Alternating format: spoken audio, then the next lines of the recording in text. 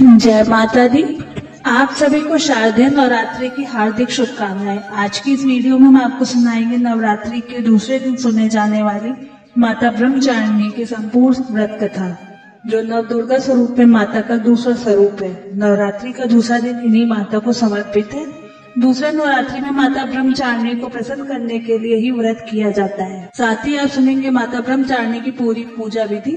आपसे प्रार्थना है कि यह कथा अंत तक अवश्य सुने और कथा शुरू होने से पहले हमारे चैनल को सब्सक्राइब करके एक बार कमेंट्स में दिल से जय माता दी अवश्य लिखें।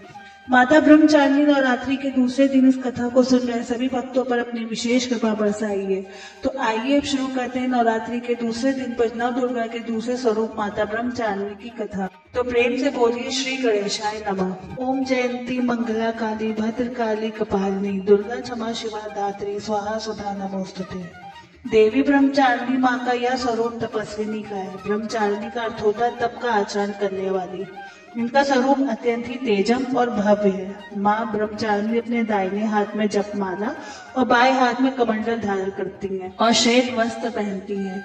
इनकी पूजा के दिन साधक का मन स्वादिष्ठान चक्र में स्थित होता है। माँ दुर्गा का यह स्वरूप भक्तों को सिद्धों को अनंत फल प्रदान करता है। इनकी उपासना से तप त्याग वैराग्य सदाचार और संयम की वृद्धि होती है।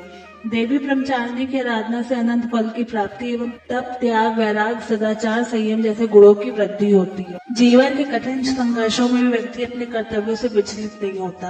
माँ ब्रह्मचारिणी देवी की कृपा से उसे सर्वत्र सिद्धि और विजय की प्राप्ति होती है।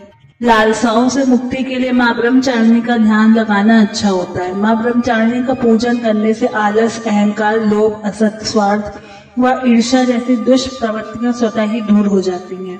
माता ब्रह्मचारिणी का स्मरण करने से एकाग्रता एवं स्थिरता आती है। साथ ही बुद्धि, विवेक व धैर्य में भी वृद्धि होती है।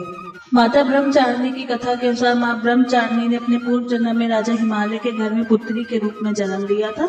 तब देवर्षि नारद के उपदेश से इन्होंने भगवान भोलेनाथ शिव शंकर को अपने पति के रूप में प्राप्त करने के लिए अत्यंत कठिन तपस्या की थी।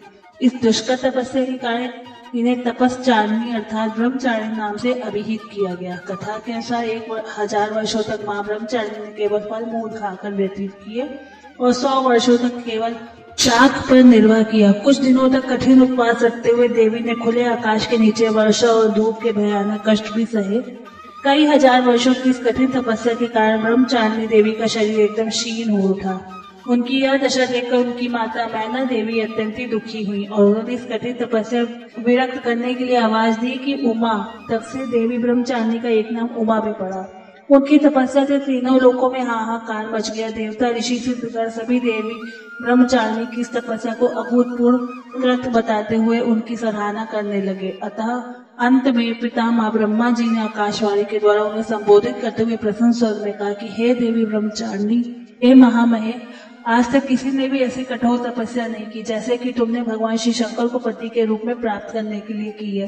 अतः तुम्हारी मनोकामना सर्वतोभावेन परिपूर्ण होगी। भगवान चंद्रमौली आदि शिव शंकर तुम्हारे पति अवश्य होंगे। तुम्हारा भगवान शिव शंकर से विवाह अवश्य होगा।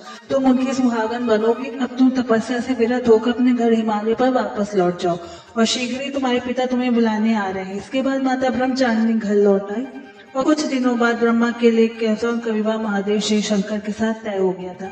माता ब्रह्मचारिणी ने 3000 वर्षों तक टूटे हुए बिल पत्र खाए और भगवान शिव शंकर की आराधना करती रही। इसके बाद उन्होंने सूखे बिल पत्रों को भी खाना छोड़ दिया। कई हजार वर्षों तक निर्जल और निराहार रहकर माता ब्रह्मचारिणी कठोर तपस्या करने लगी।